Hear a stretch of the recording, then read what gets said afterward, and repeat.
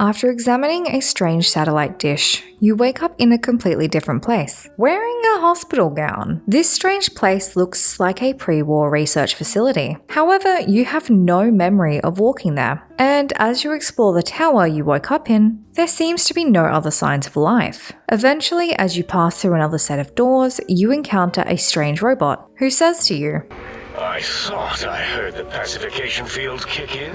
Alright, shh, nobody move. I'll handle this." Hello and welcome to Anatomy of Fiction. In today's video, we are going to be discussing Big MT, more specifically how they have influenced and affected the surrounding wastelands. To do that, we need to discuss a few things. The history of Big MT, so what exactly are their origins and pre-war history, the experiments that were conducted at Big MT, and the important characters we see at Big MT, what they may have done both pre- and post-war. To do this, we should start with their history. So what are the origins of Big MT? Big MT Research and Development Center was a private research facility that was originally built inside of a cave system that ran inside of a large mountain peak. However, if you have ever visited the facility, you will see that much of the facility is no longer inside of the mountains. This is due to a failed experiment prior to the Great War. This experiment was conducted by Klein inside of the Y0 Research Center. This led to the mountaintop being vaporized, leaving a crater in the wake. But this was seen as more of a positive situation, rather than a negative one, as this gave them even more space for more facilities to be built both above and below ground. Big MT's specific origins are not the clearest, so we do not have an exact date of origin for this pre-war research facility. However, there are several clues that hint at the age of Big MT. Firstly, we should take into consideration the intro to the Old World Blues DLC. This states that in the years before the Great War, Big Mountain had been the home to the brightest minds of the 21st century. This statement is agreed upon by the statement of Dr. Boris. There were the tarantula debates, and something about hawks, which made it around 2003, May, Tuesday? It was definitely Tuesday. However, he may not be the most reliable keeper of time due to Mobius messing with his chronometer, but it is likely that the facility was built and open to scientists around this time. The facility was led by the 6-member team of the think tank. Their former names are unknown, however. They are currently known as Boris, Mobius, Darla, Dr. O, 8, and Klein. The first 5 were executives of Big MT, and Klein was the administrator. Each had their own duties and were responsible for different sections of the facility. Within these facilities, the research that it hosted was both groundbreaking and highly unethical. Many of these projects were conducted on living humans, some of these being American volunteers. However, many being those who were suspected of being communist spies to provide subjects for the experiments going on in these different facilities. Big MT is broken up into several zones that house different facilities. In these facilities, after the war, we can see various experiments that they housed, along with some of their former occupants, like the Y17 medical facility. This facility focused on creating the latest and greatest of medical technology, especially when it came to defense on the home front, which is why we see the military focus in their work here. X8 Research Center. This center focused much of their time on biomechanics, as well as testing the ability of their creations to detect intruders. We see this with the recreation of Dr. Boris's old high school inside of the research center. The Z14 Pepsine DNA Splicing Lab. This lab, as the name suggests, was a DNA splicing lab that focused on the spider wasp family, as Pepsine is what the subfamily containing large tarantula hawk wasps is called.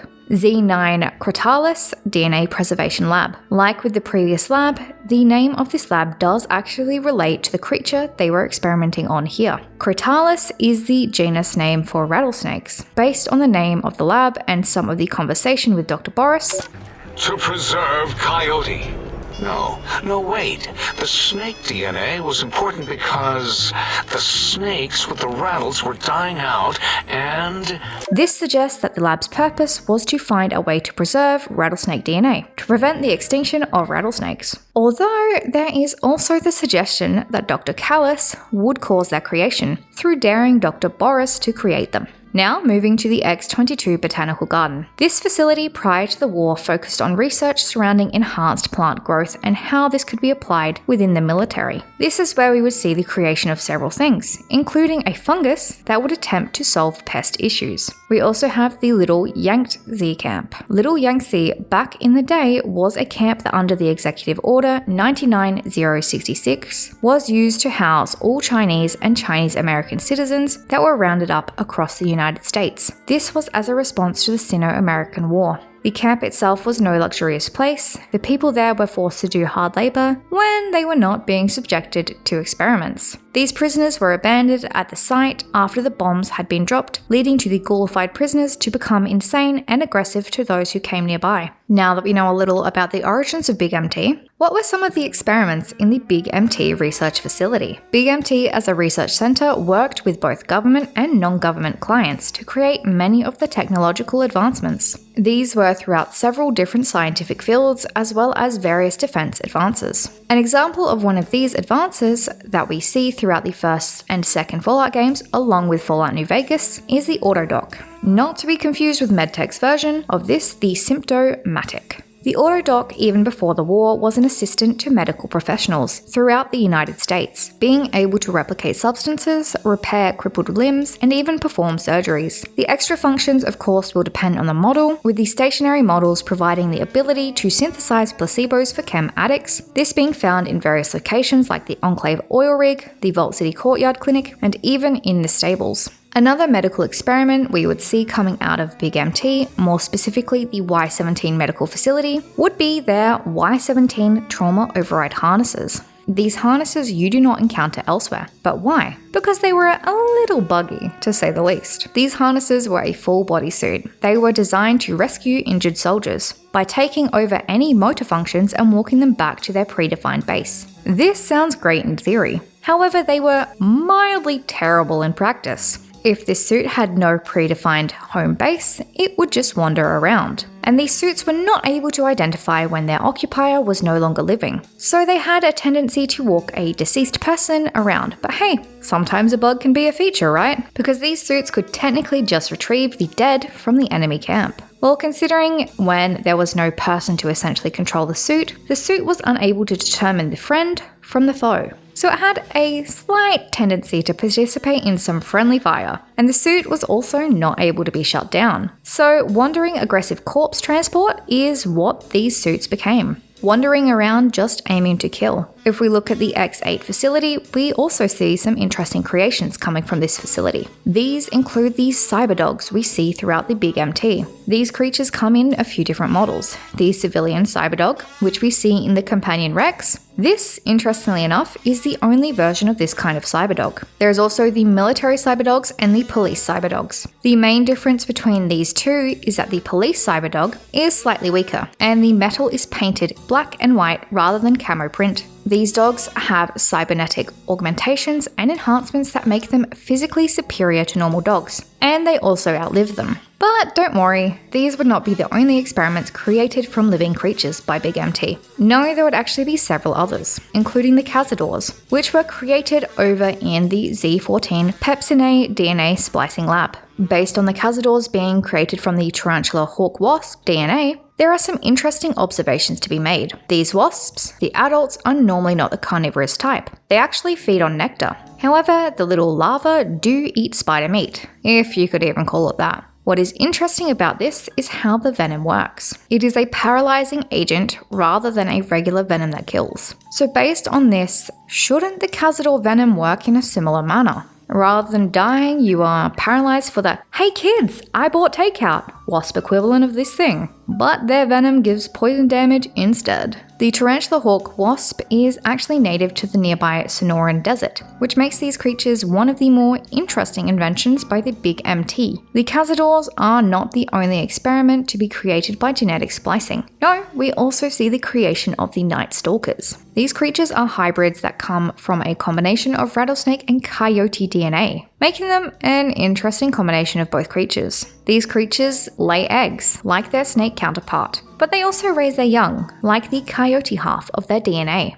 Like the rattlesnakes their genes were spliced with, the Night Stalkers actually have venom. In some cases, these creatures also have invisibility. This can either be due to the invisibility serum given to some at the X-13 research facility, or through exposure to stealth boys. This adds to their Night Stalker name, considering they are primarily considered to be a nocturnal creature, but you do still encounter them during the day. Another of the developments we find, this one coming from the X-22 Botanical Garden, is the Bovaria mordicana fungus. This was created as a means of pest control. Now, if that name sounds familiar to you, then it means you most likely have also visited Vault 22 and met some of the lovely former Vault dwellers there. But why do we care so much about this fungus in the Big MT research facility? Well, this is because it is where you find Patient Zero. Yes, as in the first person to be infected and transformed into a spore carrier by this supposedly harmless fungus. This highlights that Big MT already knew about the dangers of Bovaria mordicana before they handed a sample over to the scientists at Vault 22, further highlighting their rather questionable ethical choices, considering these scientists were supposed to be preventing future world hunger issues rather than dealing with an outbreak of a mutant fungus. Moving on to even more concerning behavior by Big MT. If we look at the logs from the Little Yangtze terminal, there is suggestion that they also had involvement in the development of robo-brains. Considering that it states that they have been seeing some of the new robots that they were developing here, and they are wondering where the brains are even coming from.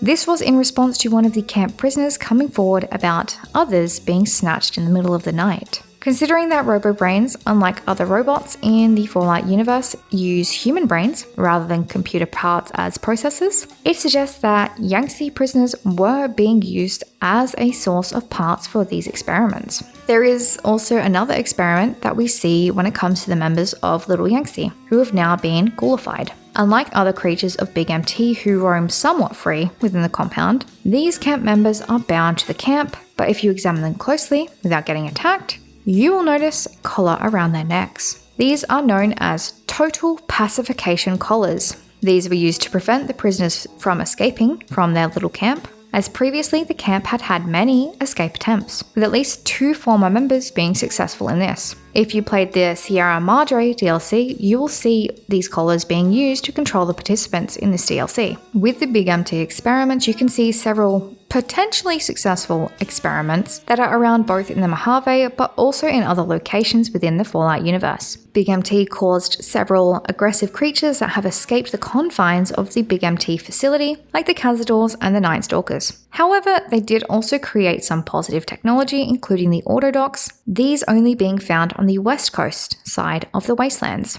Now we should move on to discuss the important characters we find within the Big MT research facility. For this, we should start with Dr. Boris. Dr. Boris was one of the heads of the think tank. He was the head chief first researcher of several labs within the Big MT, these being labs Z9 to Z14. Here he was also head of animalology, beastology, and DNA scrambling technology. We see this with his creation of several creatures including Cazadors and Night Stalkers, as well as his experiments on the cyber dogs, especially his beloved pet dog, Gabe, who was subjected to Boris's cruel experiments. Before Boris was the rather interesting brain inside of a tank, or even scientist, he was a child prodigy. Unlike the majority of the others who were members of the think tank, he was actually only an American high school graduate. Yes, he has no records of going to university. We see this in part with his obsession with his high school and a few of the members of this high school, with both the dialogue and one of the quests within Big MT.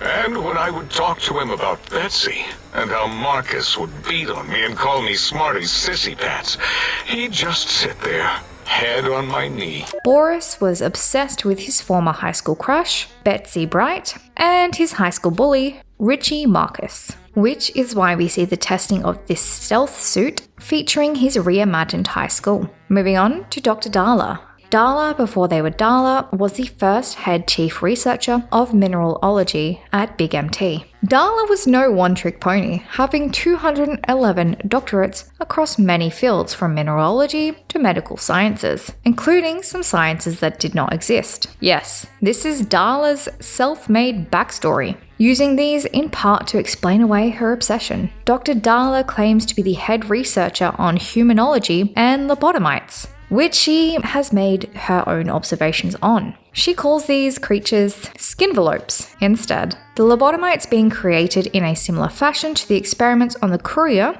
With the lobotomites, these former residents and wandering Mojave members were supposed to have their brains removed and replaced with a Tesla coil, having no loss in function, but preventing the members of the think tank from escaping. However, it did not work as well as planned, considering, well, they were lobotomized, mindlessly aggressive creatures who were feral, roaming the Big MT facility. This, of course, being the result of all of these autodoc surgeries, until the Courier, this being due to the scarring on the brain from the bullets, causing the programming inside of the autodoc to correct itself. Darla calls herself an expert on the lobotomites and human beings, being obsessed with examining human tissues. In the end of completing her quest in the DLC, you can return to Darla daily to be rewarded for letting her watch you breathe, really driving home her obsession with humans.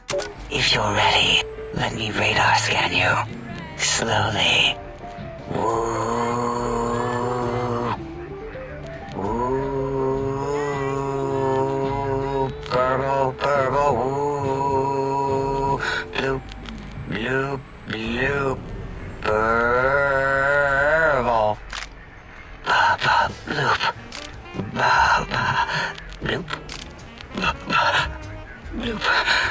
Whew. Last little bit there. Thank you, lobotomite.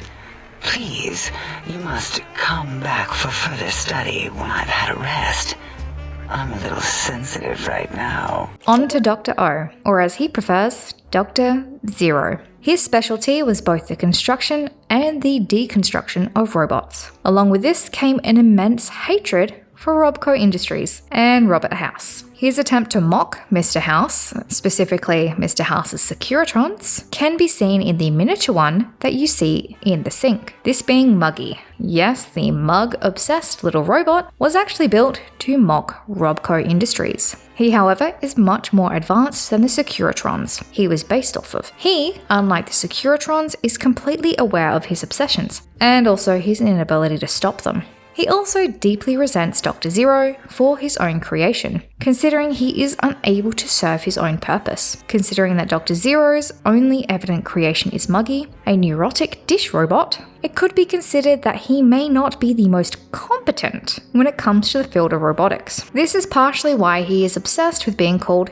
Zero, as he feels like he is useless. Whether or not you think he is useless is your own opinion. Moving on to Dr. 8. Dr. 8, who during his pre-war time was an acoustician. Simply put, he was an expert in the field of physics that studies the properties of sound. Knowing this, it is rather interesting that he communicates in sound waves rather than actual speech. Well, this is due to our not-so-friendly friend, Father Elijah, who happened to mess with Dr. 8's voice module. The voice module is not actually damaged. Instead, it was reprogrammed, which is why he is unable to talk like the fellow members of the think tank. Now we should discuss Dr. Klein. He was once the chief head researcher of logistical operations and ideology. Dr. Klein is credited with the idea of the think tank becoming brain bots as a way of continuing their research. Now Klein, he could be considered a little confident in his own abilities and rather rude, considering the fact he previously blew up the Y0 Research Center. However, you won't see him admit that, or even admit any of his other faults. Klein's previous purpose and research is not discussed other than him being essentially the head of the group. Mobius, the final member of the think tank before he was exiled due to a dispute with one of the other members, this being Klein, Mobius is the member of the think tank who created several safety precautions to prevent his fellow members from escaping Big MT and endangering those in the rest of the Wastelands. He would create the radar field to prevent the other members from being able to escape the Big MT. Along with hacking his fellow members, this would of course reprogram their sense of time and history, as well as their understanding of what existed beyond the mountains. With Mobius's meddling, they were led to believe that there was nothing beyond Big MT. This was successful until obviously we had the arrival of other outsiders like Father Elijah, Christine, Ulysses, and finally you, the Courier. This would break the illusion of there being nothing on the outside of that radar fence. There is very little suggested about Mobius's pre-war identity, with little known about what he previously did as part of Big MT. Considering his pre-war identity, like the others, was also forgotten, his origin story prior to becoming a brainbot is lost to his own hacking, and maybe mentat abuse as well. But these scientists were not always the brains connected to several monitors. No, instead, their pre-war selves were actually human, which may hint at why Darla is so obsessed with humans and their attributes. The brainbots, however, do consider themselves superior after undergoing the transformation, believing that they are the next step in human evolution. Where have we heard that before? However, with this so-called advancement, there has also come many drawbacks, in part due to Mobius meddling with their systems to prevent them from having knowledge of the outside world, to chem addictions, but also the fact that they lost their fingers, which turns out are rather helpful when it comes to retrieving what the brainbots are missing. Although we do not know their pre-war names, we do see an interesting pattern with all of their names. This being that all of them are named after loops. Some of these names are more obvious than others, with Dr. O or Zero and Dr. 8 both being very obvious loops. These names also highlight their personalities or their jobs, with Dr. O or Zero wishing to be called Zero due to his perceived inferiority. With Dr. 8, this highlights a few things as well. Firstly, it sounds like doctorate, because Dr. 8, doctorate, like kind of PhD, but also the 8 is important when it comes to music as a reference to octaves. We also see on a visit to his old home, which was 108 in Higgs Village, he owned everything in sets of 8. This is also true with his room within the think tank. The others within the think tank are slightly less obvious. Take Boris. His name comes from the ancient mythological symbol of the Ouroboros, or the snake that eats its own tail. The snake constantly eats itself and is reborn, highlighting the looping theme with the names. Dala's name refers to the Sanskrit word mandala, which translates to circle. Mobius and Klein both have more complicated names. Mobius's name actually is a reference to several things, one of these being a reference to the Mobius strip, which is a 3D shape that you can make by attaching a strip of paper to itself with a twist to form a loop. This also technically only has one side. Other things that Mobius's name refers to is the character from the 1961 play, The Physicists. This character was called Johann Wilhelm Mobius. He isolated himself when he believed that his discoveries were a danger to humanity. Remind you of anyone? Klein's name also refers to an obscure shape, this being the Klein bottle. If you look at the shape, you will also see it has a loop. Now that we know about the members of the think tank, we can discuss how Big MT has affected the surrounding wastelands. So how has Big MT and the think tank actually affected the surrounding wastelands? Well, this research facility and its researchers have had both positive and negative effects on the wastelands. We see some of their positive effects with the creation of the autodocs. These, the few remaining in the wasteland, provide the ability to heal complex wounds that now the world was in ruins would be a lot harder to fix. But their scientific discoveries and conversations with the outside world would also have a downside. We see this with several of their inventions, but also with their influencing of another character by the name of Ulysses. Ulysses would be provided with dangerous information that would help in his future quest through his conversations with Klein. The damage Big MT had on the world can also be highlighted by the disaster that was Vault 22, providing this vault with a sample that was already proven to be dangerous, which would cause the entirety of the vault to be evacuated or contaminated by this fungus. The think tank were also not innocent with their inventions, creating both the Night Stalkers and the Cazadors, which terrorize the inhabitants of the wastelands. These creatures are more problematic throughout the New Vegas wastelands, with Dr. Boris brushing off the problem when their escape is mentioned. No, such creatures are found only here, for research purposes. They would no more be capable of escape than breeding. Although many of their experiments and inventions have stayed contained, like the lobotomites and Muggy, many more have made their way into the wastelands, either on their own volition or through the assistance of others like that of Father Elijah, who took the collars that were used to keep the prisoners in line. This became a tool used over at the Sierra Madre Casino to keep Elijah's own prisoners obedient. So let me know in the comments, do you think Big MT and the think tank had a positive or negative impact on the surrounding wastelands? If you enjoyed this video, then you'll enjoy this one. It discusses Vault 22 and whether or not the vault was doomed before the door even sealed.